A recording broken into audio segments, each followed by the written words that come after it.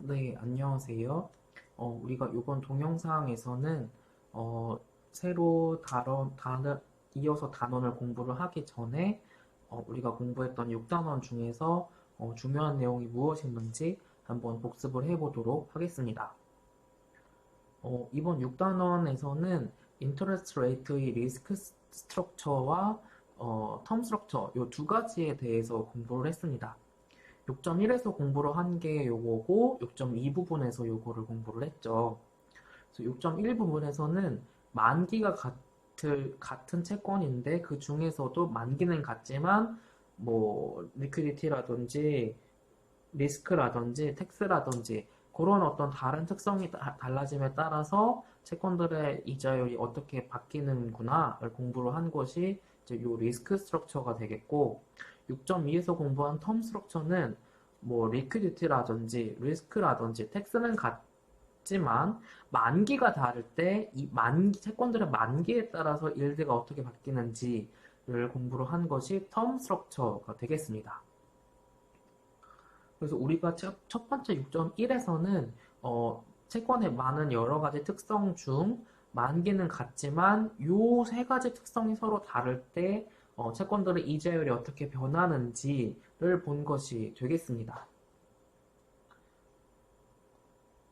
어, 네, 여기 피겨 1번의 경우에는 몇 가지 채권들의 일드가 역사적으로 타임 시리즈로 시계열로 나와 있었죠. 그래서 지금 어, 미국 정부의 롱텀 본드 그리고 지자체에서 발행한 채권 그다음에 여기 두 개는 회사채였는데 그 중에서 가장 등급이 높은 트리플 A 채권 그리고 커퍼리지인데 BAA 그러니까 2 장하 등급 중에 가장 낮은 가장 마지막 등급인 채권 이러한 채권들의 일드가 어떻게 변했는지를 한 약 100년치를 표시를 해주고 있습니다.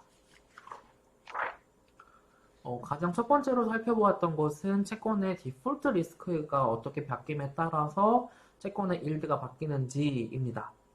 우선 디폴트 리스크라는 것은 그 채권을 통해서 돈을 빌려간 사람이 쿠폰 혹은 가장 마지막에 페이스 밸류 그 원금을 갚지 않고 즉 부도가 날 확률입니다. 이제 그러한 것을 디폴트 리스크라고 하고 이제 가장 디폴트 리스크가 없는 것을 베이스로 깔아서 그것 대비 점점 리스크가 있을수록 리스크 프리미엄이 올라간다라고 이야기를 하겠습니다. 그래서 가장 베이스가 되는 가장 디폴트 리스크가 낮은 채권이 미국 정부가 발행한 채권들이 이제 이렇게 디폴트 프리인 채권들이 되겠습니다. 그리고 이제 그 채권들 대비해서 점점점 이제 더 디폴트 위험이 있는 채권들일수록 이제 당연히 그런 위험한 사람들이 채권을 통해 돈을 빌려갈 때에는 이제 당연히 더 높은 이자율을 부담을 해야 되겠고 리스크 프리미엄이 올라가게 될 것입니다. 그래서 우리가 여기 피겨 2번을 통해서 처음에는 채권이 여기 동일한 이자율 그리고 가격에 있었다가 디폴트 리스크가 어떻게 변함에 따라서 회사채의 이제 가격이 떨어지고 즉 이자율이 올라가게 된다라는 것을 우리가 살펴보았습니다. 그리고 채권의 투자, 즉 돈이 많아서 채권을 통해서 돈을 어떤 사람에게 빌려주려고 하는 사람들은 그 채권에 뭔가를 보고 투자를 해야 되겠죠. 투자를 할지 말지 아니면 얼마를 투자를 할지. 즉 그러한 것 중에 가장 대표적인 어떤 정보가 지표가 되는 것이 이런 신용평가사들이 채권에 부여하는 채권의 등급이 되겠습니다. 이러한 채권의 등급 부여하는 회사들이 신용평가사들이라고 했고 대표적인 3대 국제 신용평가사들이 무디스, S&P, 피치와 같은 신용평가사들이 있습니다. 그리고 가장 최근에 요 며칠 전에 피치가 우리나라의 어떤 국가 신용 등급을 뭐 하향하거나 그러지 않고 이제 유지를 했다는 뉴스가 가장 최근 뉴스로 우리 수업과 관련된 것으로 있었습니다. 그리고 이와 같은 3대 신용평가사들이 매기는 등급 어떤 체계가 약간씩 다르긴 한데, 이제 가장 대표적으로, 뭐, 무디스 기준으로 하면, 이렇게 BAA까지, 여기까지 채권이 등급을 받으면, 이러한 채권들을 투자 등급인 채권이라고 하고, 이제 요 밑에부터 쭉 이제 이어지는 채권을 투기 등급 채권이라고 부릅니다. 이제 더 위험하다는 거죠. 밑에 등급을 받을수록. 그래서 이렇게 인베스트먼트 그레이드를 받는 채권들은 상대적으로 디폴트 리스크가 낮은 채권들, 즉 돈 빌려줬을 때 돈 떼일 염려가 상대적으로 낮은 채권들, 안정적인 채권들. 그러니까 이제 하이 리스크 하이 리턴, 로우 리스크 로우 리턴이 되는 거니까 상대적으로 이렇게 돈 빌려주면 이제 일드도 낮은 거고, 이렇게 하이힐드 채권들, 이게 다 같은 말인데, 투기 등급 채권, 혹은 정크 본드, 혹은 하이힐드 본드에 투자를 하려고 하면 이러한 채권들은 디폴트 리스크가 상당히 큰 채권들이기 때문에 이자율도 상당히 높은 거를 치르고 돈을 빌려가는 애들인 거죠. 그래서 이렇게 일드도 높은, 그래서 이름이 여기 그 불리는 이름 중에 이렇게 하이힐드 채권이라고 불리기도 합니다.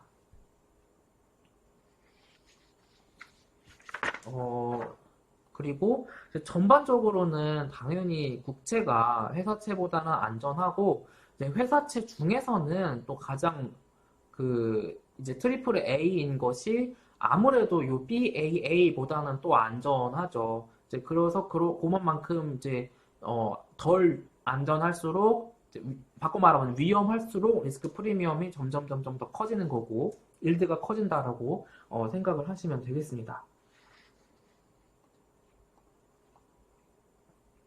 여기 어플리케이션 172페이지, 교과서 172페이지에 있는 거에서 살펴봤던 것은 지금 이 BAA 회사채와 미국 정부가 발행하는 트레저리의 요 사이의 이제 스프레드입니다. 그래서 이와 같은 스프레드가 이렇게 2007년, 2008년 금융위기와 같은 시기에 급격히 벌어지는 경우가 많다.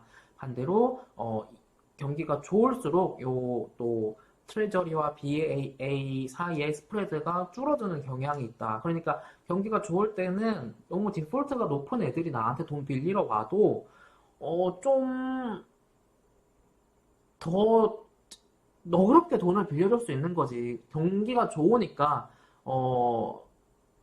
그 회사가 조금 더 좋게 보이는 거지. 아니, 이렇게 말하면 안 되고. 근데 경기가 안 좋을 때는 그 회사가 안 좋은 회사인데 망할 확률이 더 올라가는 거죠. 그렇게 생각을 하시면 되겠습니다. 그리고 두 번째 요소가, 리스크 스트럭처의 요소가 리퀴디티였습니다. 이 리퀴디티라는 용어는 우리가 지금 학기를 시작한 지 거의 반 돼가죠. 그런데 굉장히 여러 번 나왔었고, 굉장히 중요한 용어가 되겠습니다. 그럼에도 불구하고 이게 뭐 뜻이 어렵냐 하면 또 그건 아니었고, 얼마나 빨리 현금화를 해서 팔아서 현금화할 수 있느냐가 유동성 리퀴디티라는 것이었습니다. 이 리퀴디티라는 것은 그 개념은 되게 쉬웠죠. 그래서 살려는 사람과 팔려는 사람이 많으면 리퀴디티가 상당히 높은 거고, 그렇지 않으면 리퀴디티가 상당히 떨어지는 것이다 라고 할 수가 있겠습니다. 혹시 주식을 뭐 한 번이나 아니면 주식형 펀드에 투자를 해보신 분들은 이제 뭐 그 삼성전자라던가 우리가 말만 되면 아는 그런 회사들은 이제 주식을 사고 팔고 하기가 굉장히 쉽죠. 사려는 사람도 많고 팔려는 사람도 많으니까 이제 그러한 주식들은 상당히 리퀴디티가 높은 주식들이 되는 거고, 이제 그 상장이 되어 있지 않은 비상장인 회사들의 주식의 경우에는 장 외에서 OTC 마켓에서 거래를 해야 되고 굉장히 유동성이 떨어지고, 내가 이만큼에 팔려고 하는데 살려는 사람이 없으면 또 내가 굉장히 디스카운트해서 굉장히 싸게라도 팔 수밖에 없고, 그런 상황이 굉장히 유동성이 떨어지는 상황이다라고 할 수가 있겠습니다. 그리고 한편으로 어떤 것을 또 말씀드렸냐면, 그렇게 내가 팔려고 하는데 살려는 사람이 없어. 그러면은 나는 굉장히 싸게 팔아야 되고, 또 급매로 내가 팔려고 할 때, 내가 지금 돈이 궁해서 당장 이거 팔면 원래 시가로는 한 100만 원 받을 수 있는 거를 급매로 내놓으면 한 50만 원, 60만 원으로 내놔야 되겠죠. 그래야 급매가 되겠지. 그래서 이렇게 그러한 경우도 발생을 할 수가 있겠습니다. 미국 정부가 발행한 요 T본드들의 경우에는 이제 전 세계 채권들 중에 가장 유동성이 높은 채권들이라고 할 수가 있겠고, 이제 상대적으로 그에 비해서 코퍼레이트 펀드의 경우에는 조금 더 위험하기 때문에 유동성이 조금 더 떨어지게 되겠습니다. 그리고 이와 같은 가장 안전한 채권 대비 위험한 채권의 사이 그 일드들의 차이를 스프레드라고 하고 이와 같은 스프레드가 시기에 따라서 늘었다 줄었다도 하는데 경제가 대체로 좋을 때 스프레드가 줄고 경제가 좋지 않을 때 스프레드가 확 늘어나는 경향이 있다 라는 것입니다. 그리고 세 번째 리스크 스트럭처의 요소로 살펴본 것이 바로 텍스입니다. 이제 우리가 수업을 하면서 예시로 들어서 설명을 드렸었죠.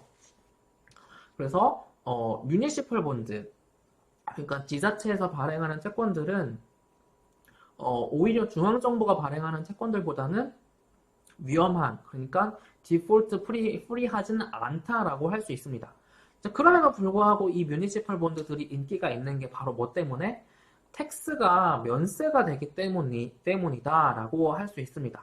그래서 이 뮤니시펄 본드들이 정부가 발행하는 채권들보다 수익률이 조금 낮다라고 하더라도 세금이 면세되는 걸 고려하면 오히려 리턴이 더 정부 국채보다 높을 수 있다. 투자자들 입장에서 높을 수 있다. 그래서 투자자들이 이 인컴 텍스라는 걸 생각을 하면 뮤니시펄 본드를 오히려 더 투자를 선호를 하는 경우가 있다라는 것입니다. 이와 같은 원리를 우리가 피겨 3번에서 뮤니시펄 본드와 트레저리 본드가 가격이 같은 시점에서 시작을 했으나 이게 수요와 이 곡선상에서 변하는 것에 의해서 서로 변한다, 이 가격과 이자율이 변하는 모습을 그래프를 통해서 살펴본 바 있습니다. 그래서 정리를 하면 우리가 이 6.1 리스크 스트럭처에서는 첫 번째 리스크, 두 번째 리퀴디티, 세 번째 텍스, 이 세 가지 요인에 의해서 채권의 일드, 인터레스트 레이트가 이게 뭐 리스크가 늘면 어떻게 되고 또 이게 늘면 어떻게 되고 뭐 이게 늘면 어떻게 되고 반대로 줄면 어떻게 되고 뭐 이러한 것들에 의해서 채권의 이자율이 어떻게 변하는지를 살펴보았습니다. 그리고 6.2에서는 마찬가지로 우리가 인터레스트 레이트를 계속 그러니까 채권을 보고 있어요. 보고 있는데 마찬가지 인터레스트 레이트는 인터레스트 레이트인데 인터레스트 레이트의 텀 스트럭처를 살펴보았죠. 뭐냐면 여기서는 채권의 리스크, 리퀴디티, 텍스가 모두 아이덴티컬하다, 동일하다, 단 뭐만 다르다, 머추리티만 다르다라고 하는 것입니다. 그러면 이게 분명히 만기가 1년짜리인 채권하고 2년짜리, 3년짜리, 10년짜리, 100년짜리인 채권의 일드가 다른데 그러한 것을 그래프로 X축에다가 머추리티, Y축에다가 인터레스트 일드를 표시를 해놓은 것이 이와 같은 것이 일드 커브다라는 것입니다. 이와 같은 채권의 만기가 달라짐에 따라서 이자율이 바뀌는 구조를 인터레스트 레이트의 텀 스트럭처라고 하고 이렇게 만기가 길어질수록 채권의 일드가 올라가는 것이 일반적으로 나타나는 현상인 경우다. 즉 업워드 슬로핑 하는 경우가 대체적인 경우다라고 했습니다.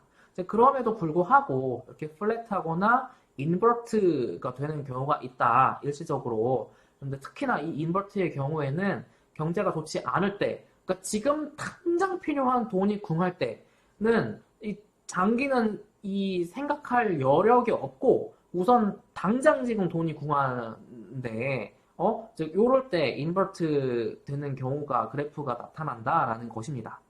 그래서 대표적으로 아시아 외환위기, 그다음에 미국으로는 2000년대 초반 닷컴 버블, 그리고 2007년, 2008년 글로벌 금융위기, 그리고 올해 초 코비드 19이 막 이제 그 환자가 발생하기 시작했을 때, 요럴 때 일반적으로 일시적으로 인버트 되는 경우가 있다라고 이야기를 했었습니다. 그리고 그 현실에서 나타나는 인터레스트 레이트의 모습을 살펴보면 이렇게 세 가지 팩트가 나타나더라라는 것입니다. 만기가 다른 채권들이라 하더라도 대체로 뭐 1년짜리 오르면 2년짜리도 같이 오르고 3년짜리도 같이 오르고 10년짜리도 같이 오르는 경향이 있다. 물론 그 절대적인 어떤 높낮이는 위치는 다른데 이게 같이 움직이는 경향이 있다라는 게 첫 번째 팩트. 두 번째 팩트는 만약에 쇼텀 이자율이 낮으면 만기 이자율은 높고 반대로 쇼텀이 높으면 롱텀은 낮은 경향이 있다. 즉 어버드 하거나 다운워드 슬로프 한다라는 게 두 번째 팩트. 세 번째는 그럼에도 불구하고 일반적으로는 어버드 슬로핑 하는 경우가 많다라는 것입니다. 이제 이러한 세 가지 현실에서 나타나는 어떤 관측되는 모습들을 설명을 하기 위해서 연구자들이 경제, 화폐, 금융을 연구하는 연구자들이 이론을 세 가지를 제시를 했다. 첫 번째는 expectation theory, 두 번째는 segmented market theory, 세 번째는 liquidity premium theory라는 것인데 이 중에 첫 번째 이론은 이 위에 이제 세 가지 팩트 중에 두 가지 팩트를 설명을 했다. 잘했다. 그리고 segmented market theory는 가장 세 번째 있는 것을 설명을 잘했다. 그리고 이제 세 번째로 가장 후대에 나타난 이론은 첫 번째, 두 번째, 세 번째 팩트를 다 잘 설명을 했다라는 것이었습니다. 여기 피겨 4에 나와 있는 것처럼 만기가 짧은 것이든 중간인 것이든 긴 것이든 대체적으로 오를 때 같이 오르고 떨어질 때 같이 떨어지는 경향이 있다라는 것을 팩트 1을 지금 피겨 4에서 그림으로 보여주고 있습니다.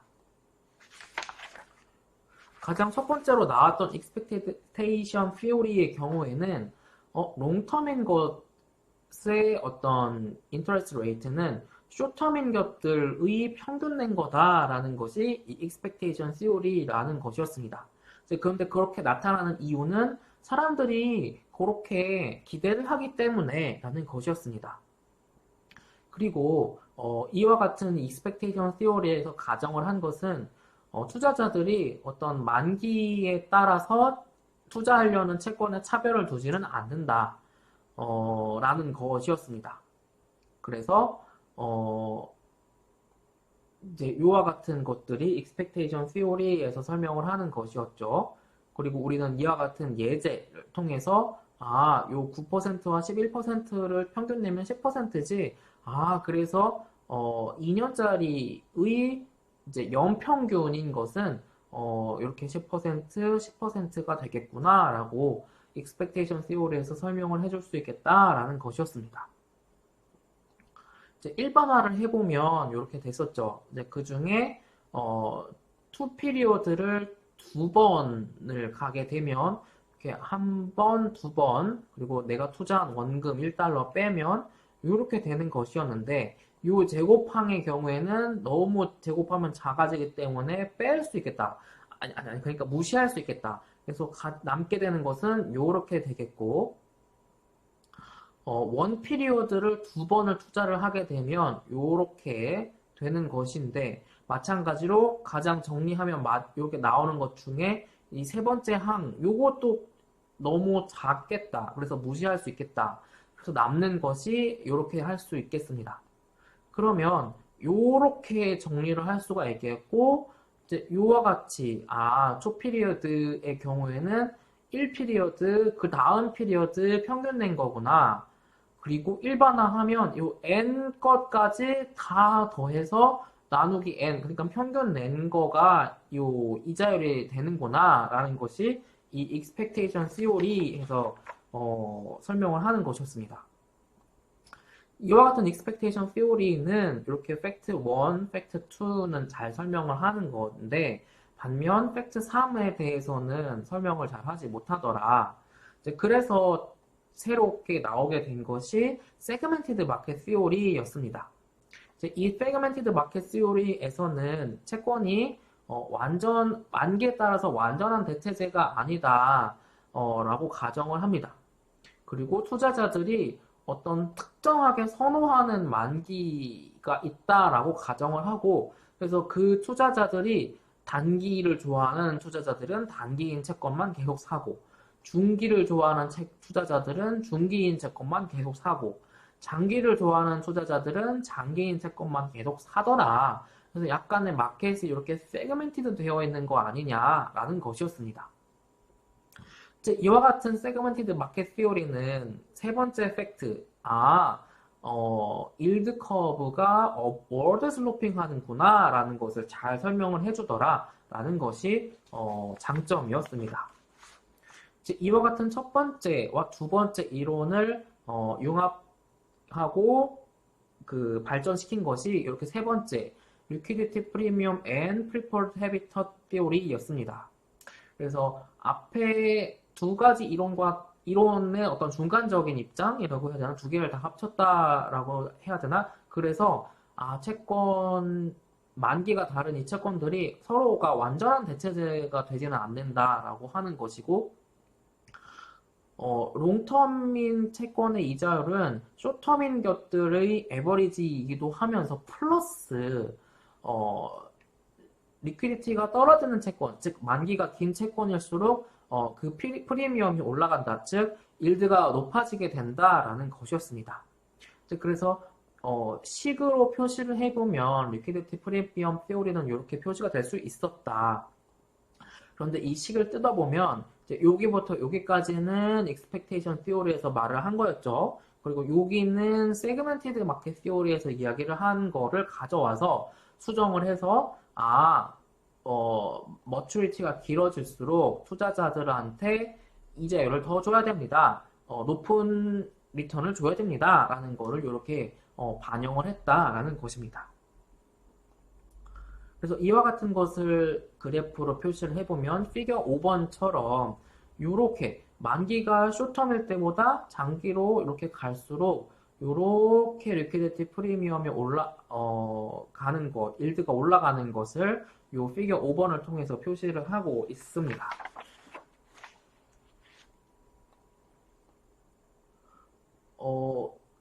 그래서 이렇게 세 가지 팩트들을 이 세 번째 이론에서는 모두 다 설명을 잘 한다라는 것이었고, 다양한 유형의 일드 커브가 나타날 수 있다라고 했습니다. 현실의 상황이 경제 상황이 어떠냐에 따라서 요런 모습, 요런 모습, 요런 모습, 요런 모습이 나타나는 경우가 각각 있는데, 요와 같은 D번에 나와 있는 경우는 드물죠. 요런 경우는 드물고 주로 요런 모습이 언제 나타나냐? 경제 상황이 굉장히 좋지 않을 때 이런 상황이 나타난다라고 할 수가 있겠습니다. 일시적으로 이런 상황이 나타나는 거고, 이제 A나 혹은 B 아니면 A와 B의 어떤 중간 정도가 일반적으로 많이 이제 현실에서는 존재하는 경우라고 할 수가 있겠습니다. 그리고 마지막으로 피겨 7번의 경우에는 미국 정부채가 시간이